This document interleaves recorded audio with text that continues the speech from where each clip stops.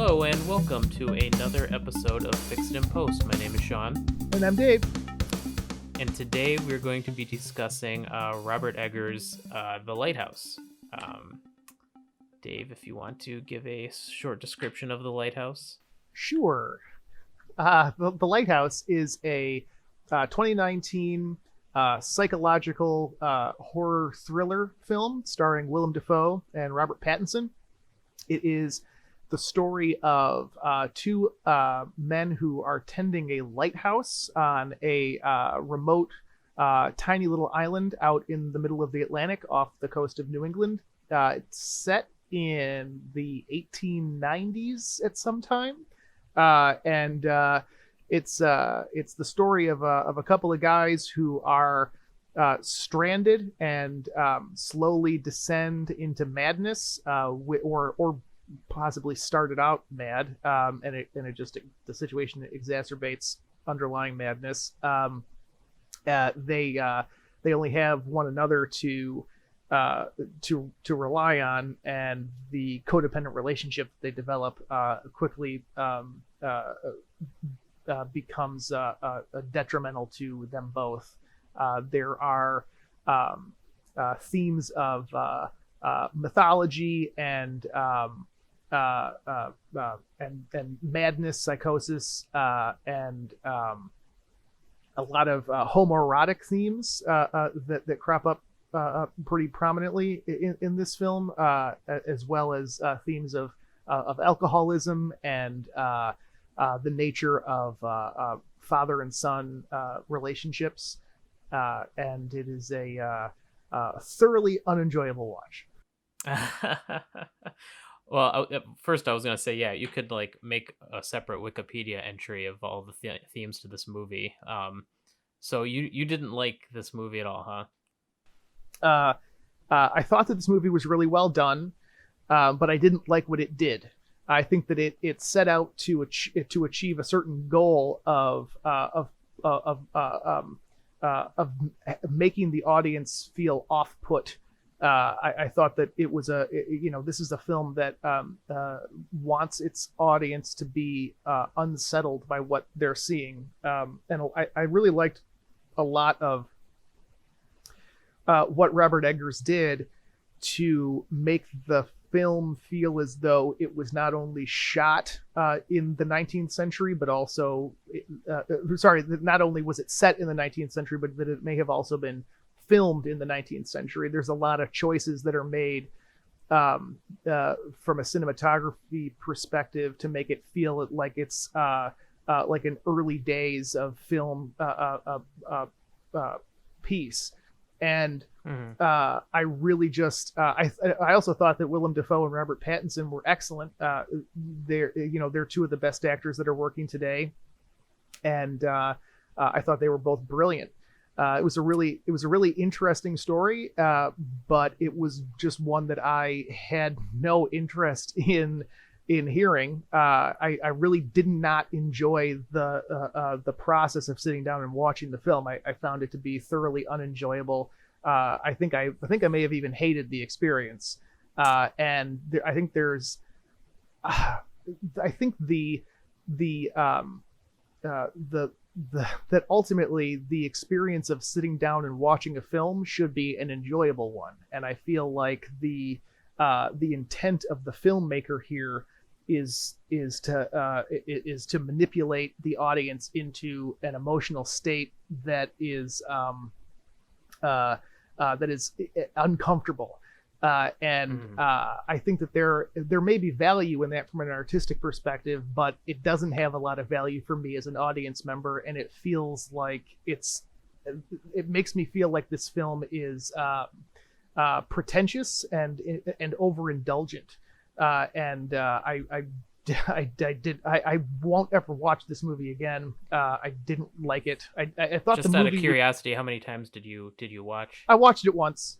Did you just watch it once? You couldn't bring yourself to do it a second time around? I watched it once with I started watching it for the first time with the intention of watching it twice, because that's what we have done for this series. And by the time I knew a few minutes into it that I was not going to watch it a second time.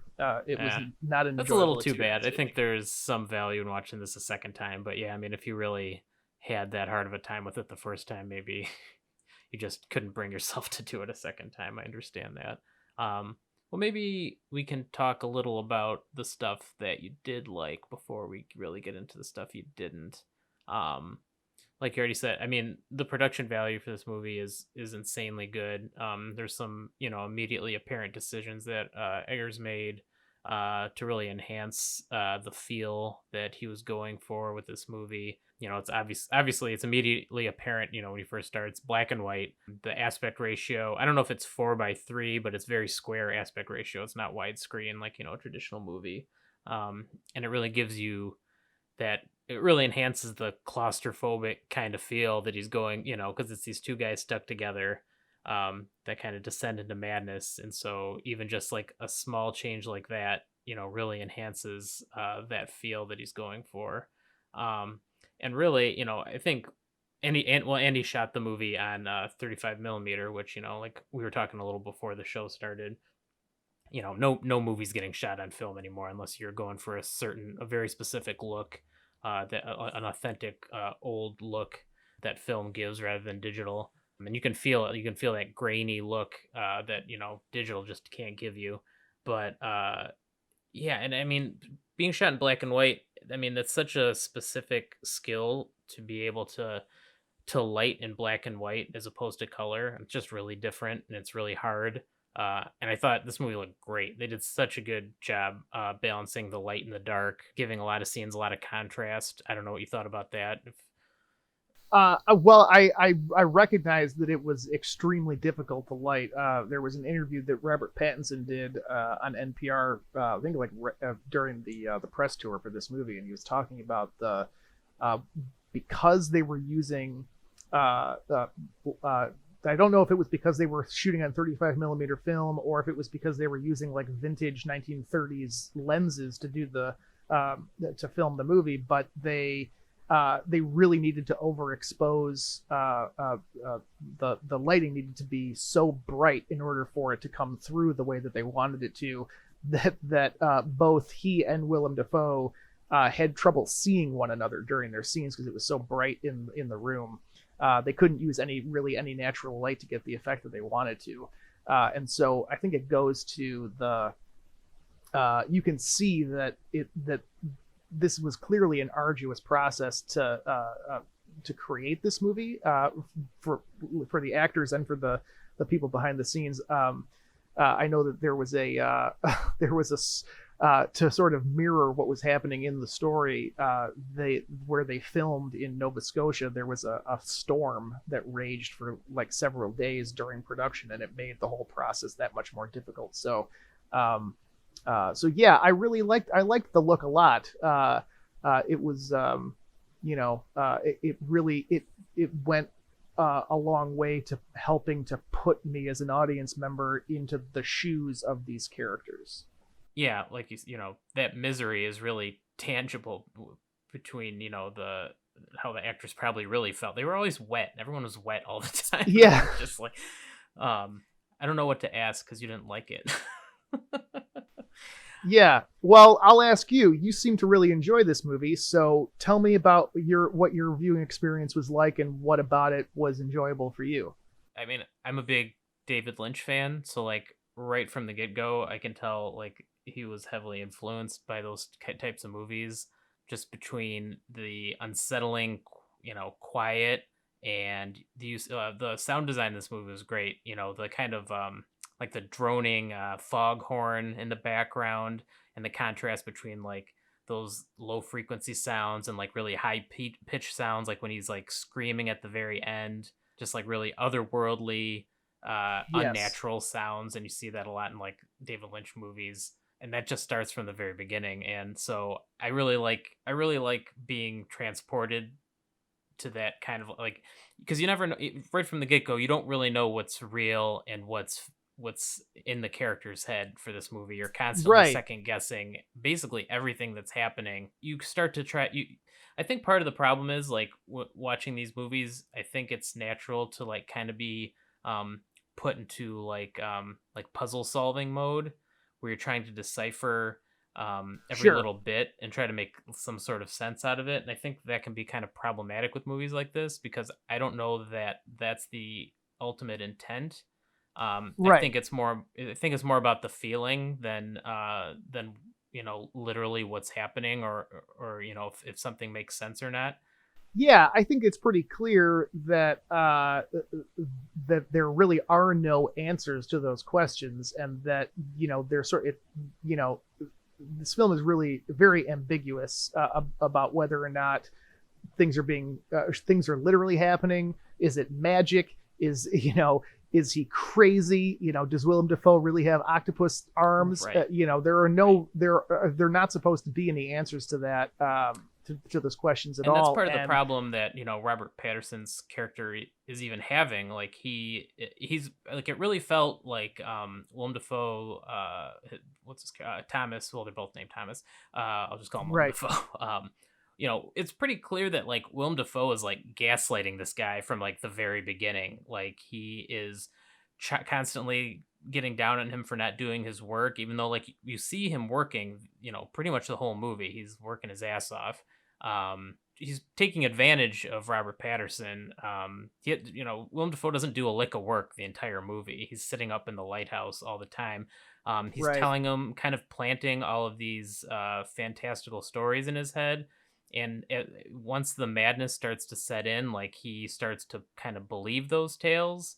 Um, there's a part where Willem Dafoe is chasing. You see him chasing him with an axe.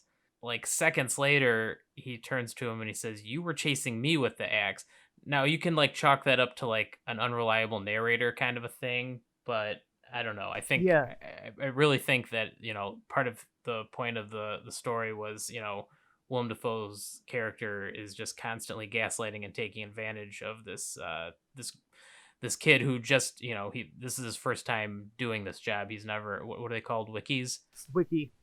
Yeah, no, you're right. I think that that's true. But I think there's also it's a coin toss about whether or not that is what Defoe is actually doing, or whether or not that is Robert Pattinson's perception of their relationship. Even Hmm. from you see him working hard, but he's clearly not working very effectively. There's all kinds of stuff that's wrong with this place. And you can say it's you're only seeing his perception of what's happening. So you see, and the whole point of the story is he's crazy. So is he really working that hard, or does he only feel that that's what's happening? And you don't really ever find out what the answer to that story is, or what the answer to that question is. That's true. And I think that's kind of part of the fun is like talking about it, because there's so many different angles. I mean, my perception, watching this is, I mean, I don't think he starts out mad. So I think we can kind of trust what we see and hear, at least in the beginning half. But you're right, especially as the movie goes on, and stuff gets real weird. We're not exactly sure what's real and what's not. I mean, he does, he starts to see mermaids. He starts to see tentacles. He hears things. He sees things. Also, we didn't talk about. He's haunted by his past, where he, let a coworker die, which we don't find this out until the end. But that's one thing that is kind of haunting him is the death of his coworker, and so that in part also kind of helps him descend into madness. He's the guilt of that because he sees him even at the very beginning. I think he has a nightmare. The logs clear and he sees his body floating. Right. I wanted to talk about that scene because I think there's ambiguity right there. It's the first night on the island, and the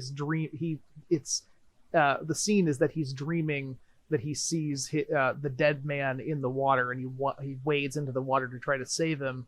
And when he goes under and he starts to drown, he wakes up and he's in his bed.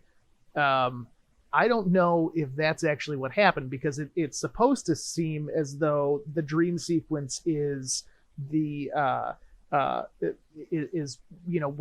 scene in which he drowns. or at least goes under the water and loses consciousness. He sees And the mermaid too, right? yes, but that I think happens in a different. It happens in the next scene because he sees the body in the water, which we later find out is his perception of his dead former boss, the foreman whose name he takes. But my perception was, isn't it possible that he really did drown, and that or at least fall into some kind of coma, and that the preceding events of the film are all taking place inside his head. And it's even hinted at by Defoe's character at the end, where he's saying, isn't it, he's asking him, are you even here? Are you wandering through the wilderness near the Hudson Bay up to your waist in snow, raving like a lunatic to no one? And I don't know. That level of ambiguity, I need to be grounded in something. This story's got to be grounded in something in order for me to find any kind of value. Because if none of it has any kind of real value, then I don't know. I don't know what the point of this story is. I'm left scratching my head too much on too many fronts.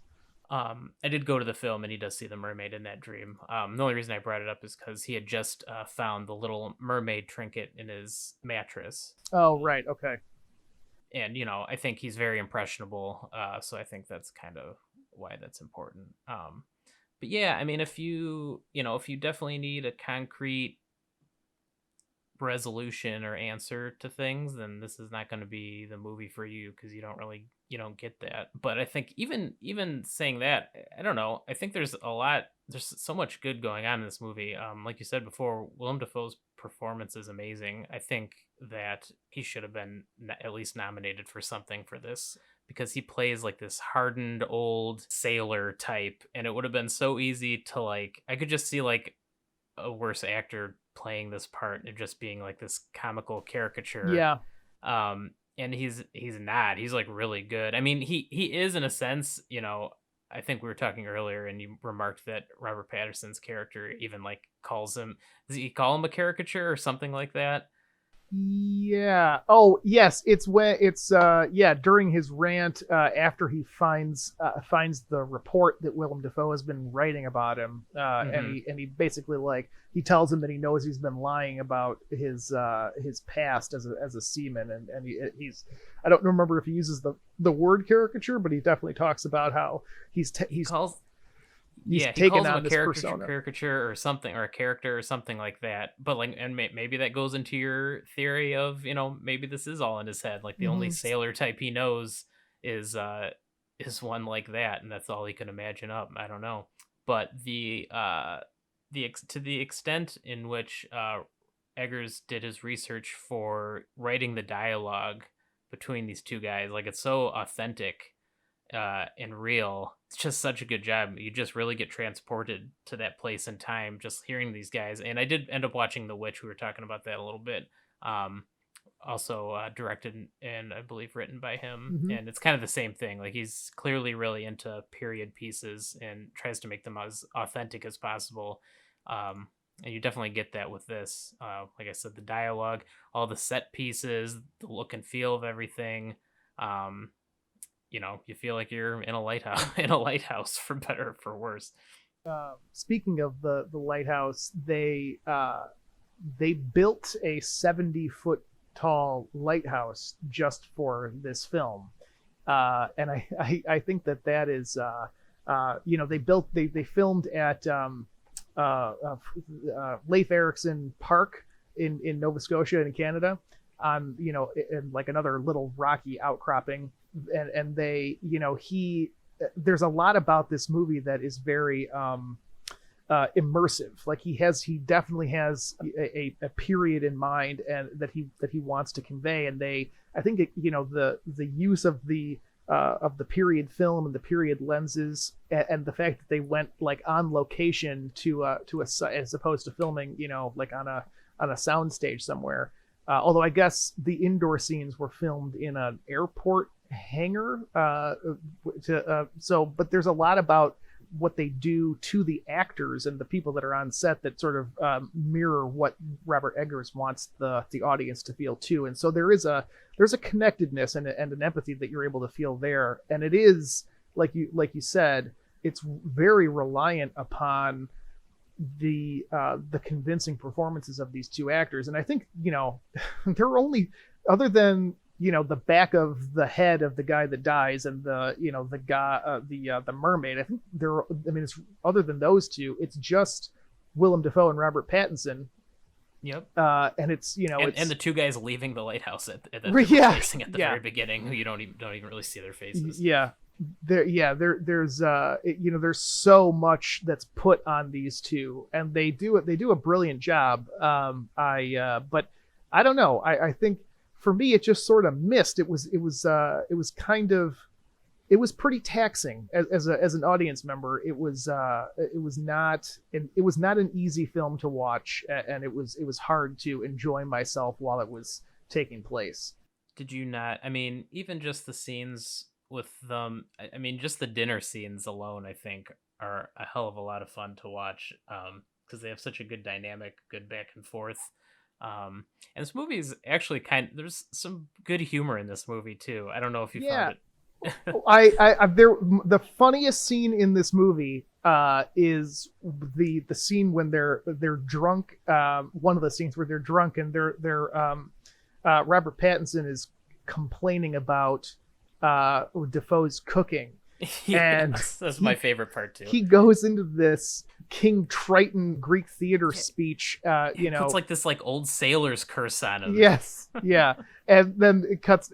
Goes back, and I don't know what you call that floor to ceiling shot. It's like a low angle shot. Yeah, the low angle shot. And it's like he's got the beard and the hair, and he looks like some Olympian god like Zeus or Poseidon. He's pointing down, cursing the mortal, and it cuts to the wide shot, and Pattinson's like, "Well, fine, have it your way. I like the cooking." Yeah, it shows him from behind, and he's in his droopy pajama pants. Yeah, yeah. It's just an old man again. Yeah, that part's really funny. The part at the end where Pattinson's complaining about his farting and how he smells. Yeah. There's something that's very visceral about the way that they do this movie, and I think you would call it everyone looks wet at all times. To me, it was that they looked like oily and sweaty, like bathing wasn't like a part of their regular routine for these people, and they don't really seem to notice or mind. But yeah, everything is dirty and grubby, and you can almost smell them through the film. It's rough. I mean, you definitely feel like you're there. Like how they're always going to the bathroom in their little chamber pod, or the scene where he's gonna clean them out, or just looking at them, they're always just wet and miserable. You can just feel that misery coming through. What did you think about the ending? Well, I thought that it was. I knew it was coming, because it's how the Prometheus story ends, with him getting, because each one of these characters is based on a figure from Greek mythology, and Robert Pattinson's character is Prometheus, who steals the fire from the gods and brings it to the humans, and for that crime, his punishment is to have his liver eaten for all eternity by a bird or birds, and so that's what happens to Robert Pattinson. I did like that he ends up with one eye gone as well, in the same way that the seagull that he kills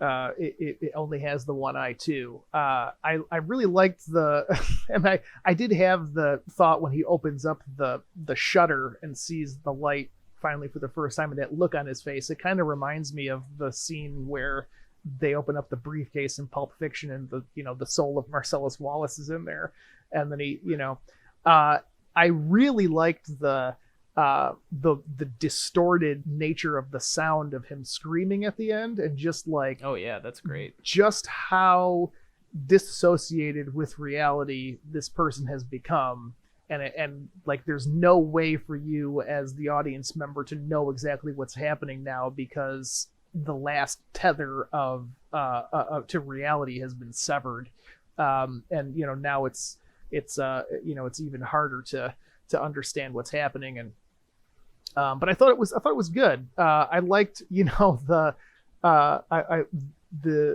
the role reversal of Robert Pattinson's character being very much subservient and sort of resisting, but also resisting Willem Dafoe, but also like definitely wanting his approval. And then the role reversal when they fight one another, and Pattinson literally beats this guy into submission, and then now he's the one that's dominant. He's calling him a dog, and he buries him in the hole where they found the crate of liquor. And Defoe calls him a dog throughout the film, beginning of the movie. yeah.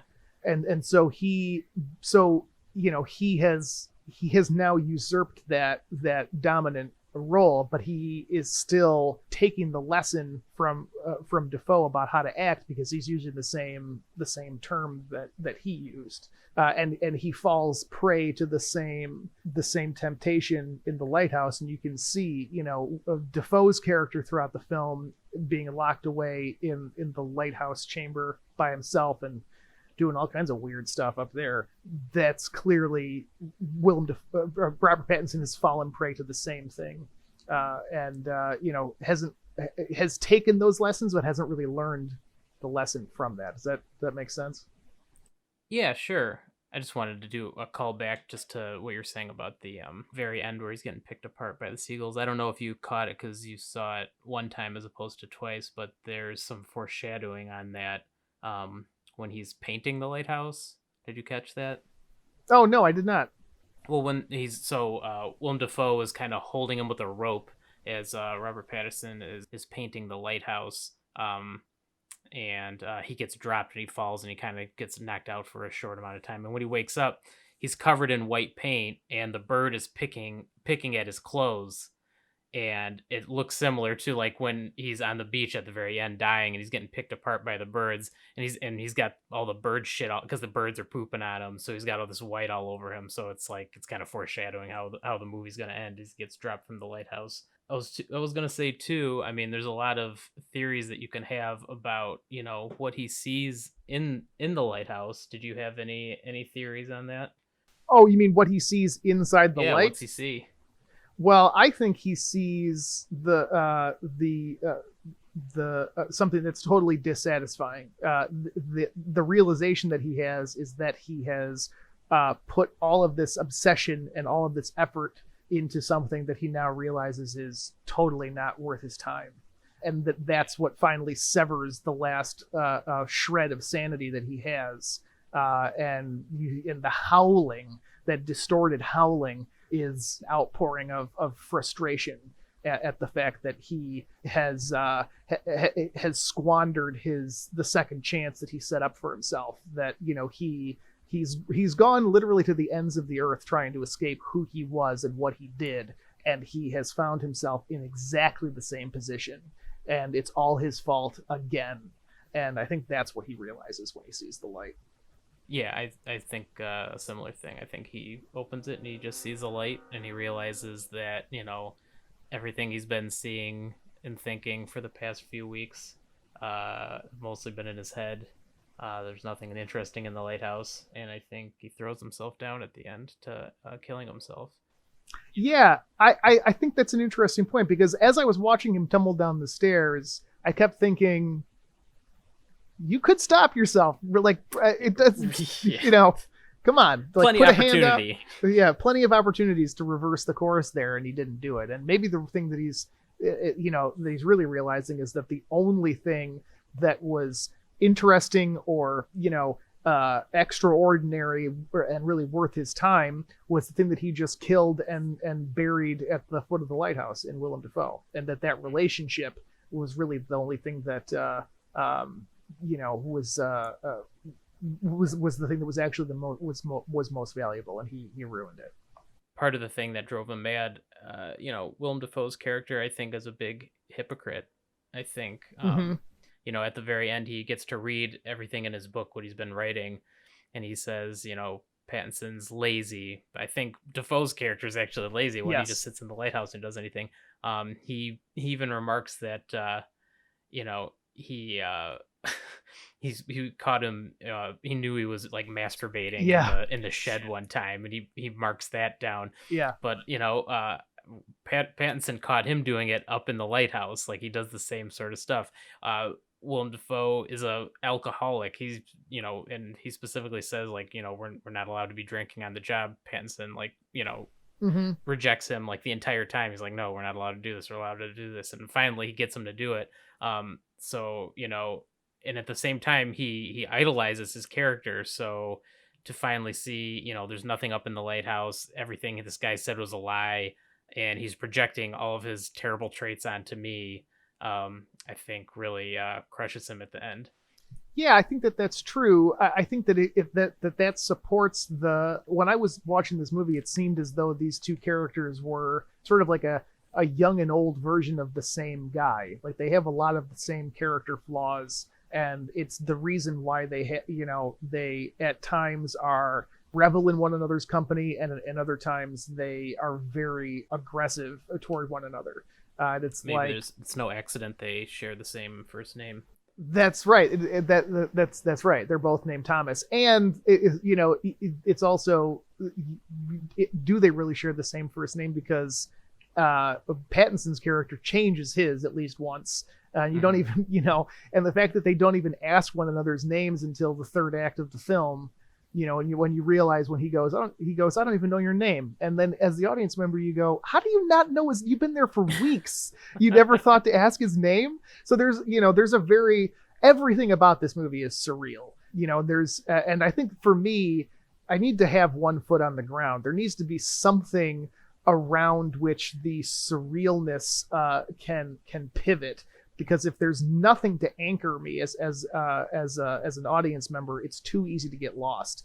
If everything is surreal, if nothing is grounded in any kind of reality, is there even a lighthouse? It kind of pulls me out of it. I think I'm adrift. I don't really know how to even frame my understanding of what I just saw. And so maybe that's fair. Maybe that's really where my distaste for this film comes from, is that I have no way to I don't know what lesson to take from this. I guess don't drink turpentine and honey on a rock in the middle of the Atlantic Ocean. That's the thing to learn.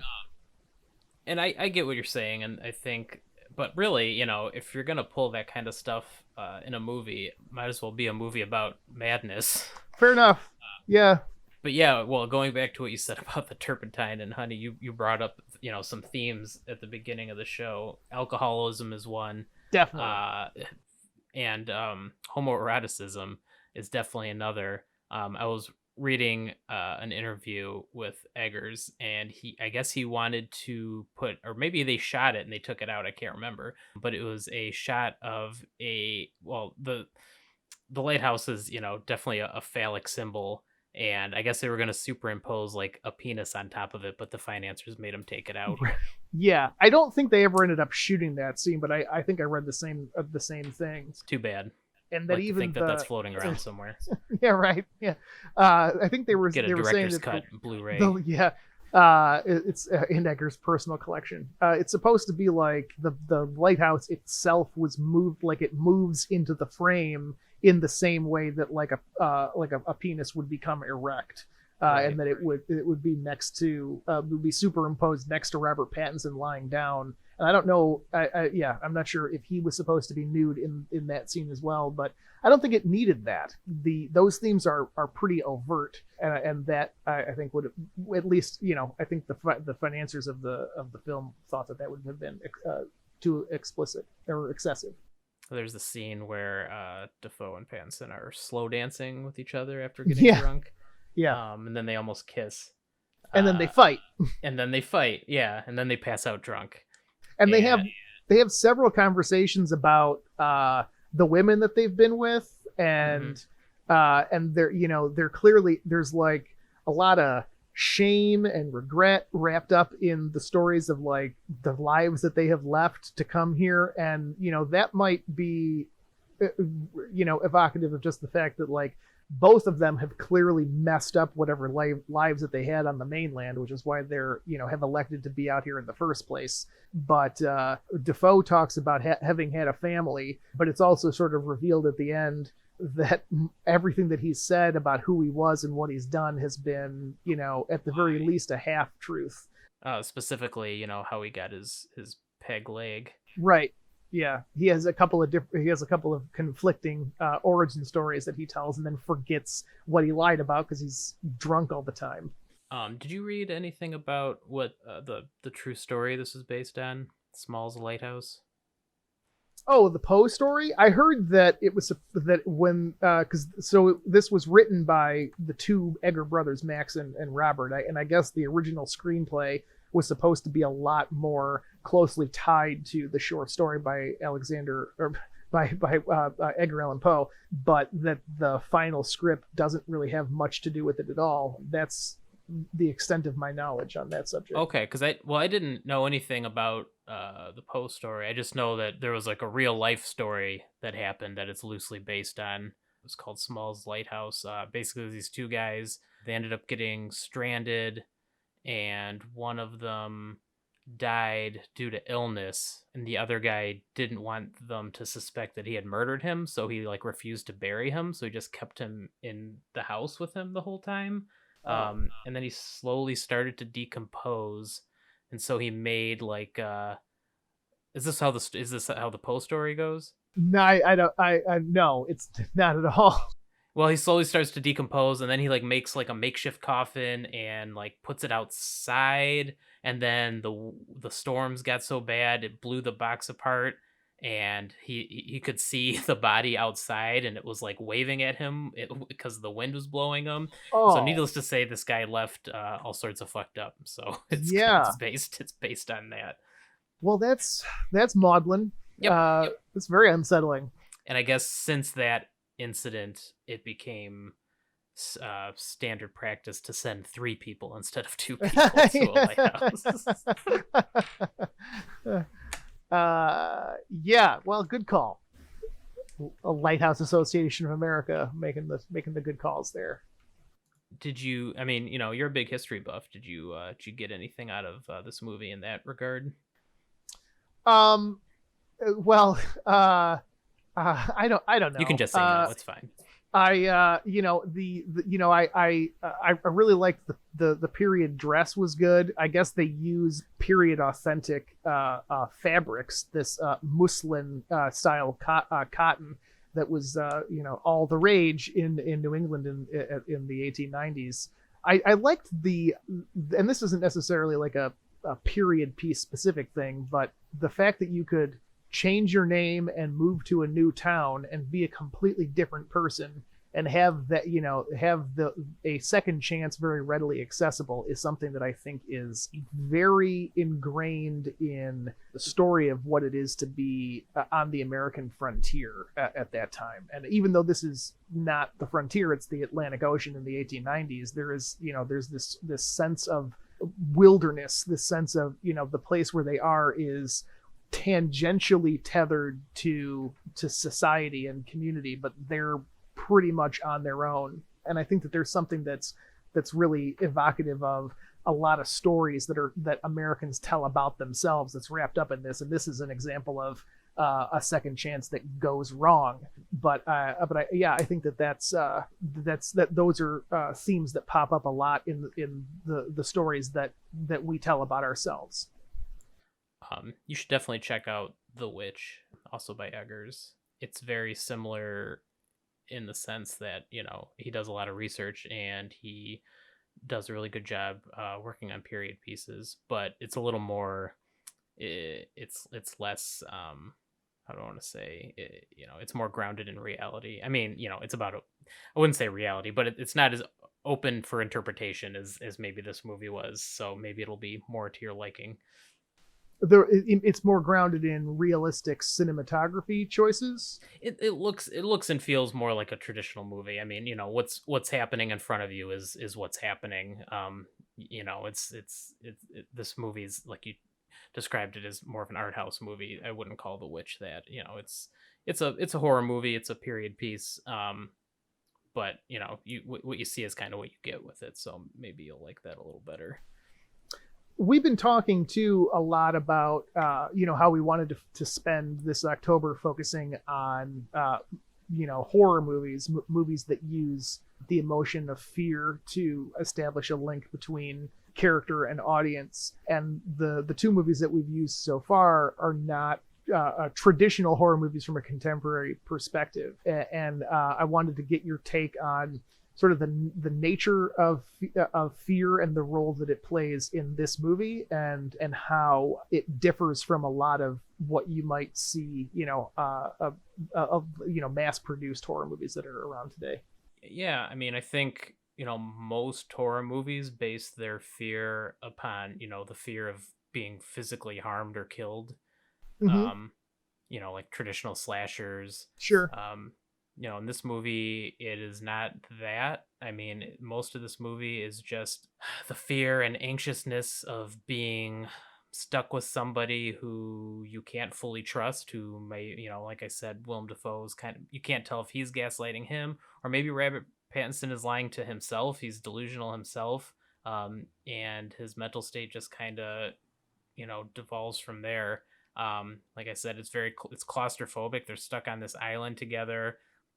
And yeah, it's just a story of it's all mental. It's a mental fear, mental state. And I mean, I guess he's worried about, he kills Willem Dafoe in the end. So there is some fear on that sense, but yeah, it's mostly just this like this agony in the back of your head. Something is off, something is wrong. It's very ominous. The contemporary horror often evokes fear of a very specific kind of physical threat from an outside force, whereas this movie, the fear is all internal.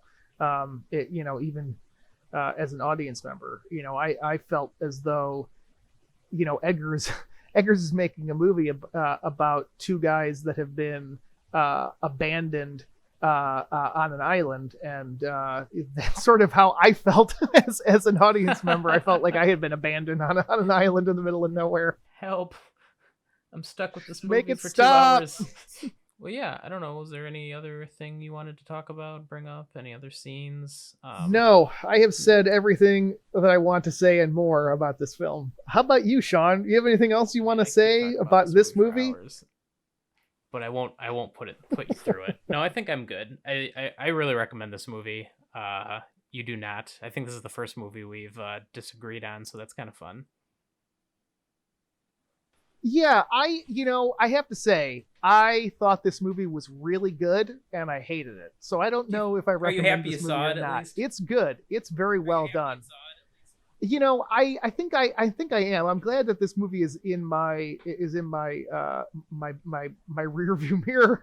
No, I'm glad that I saw it. I'm glad that it's something that I can reference and that I can understand and move forward and make viewing choices based on what I know now about this director and this style of film.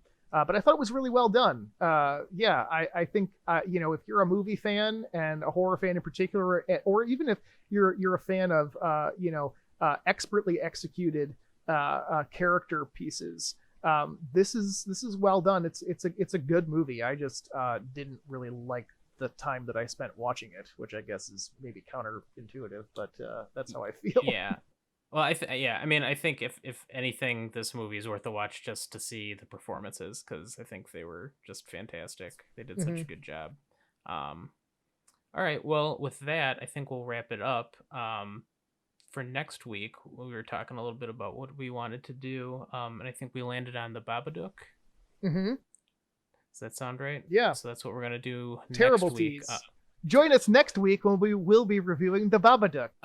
I was gonna make it an open invitation if anybody wanted to discuss the Babadook with us, to let us know, and they can be a guest. So yeah, with that, and say what? Okay, YouTube.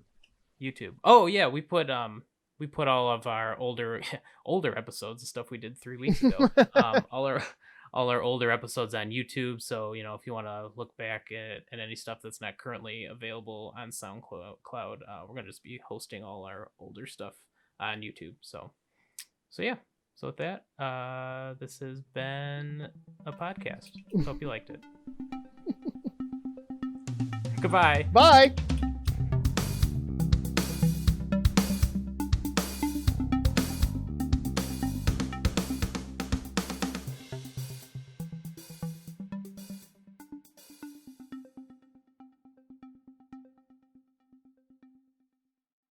It's of a merchant's daughter brought up in Callio. Hurrah, me yellow girl, do let me go. She took me in the parlor and said, won't you be me beau? Hurrah, me yellow girl, do let me go. Oh, do let me go, me girl, do let me go. Hurrah, me yellow girl, do let me go. All around the sofa, lads and was and did they go. Hurrah, me yellow girl, do let me go. And about the hour of 12 o'clock, her home and he come home. Hurrah.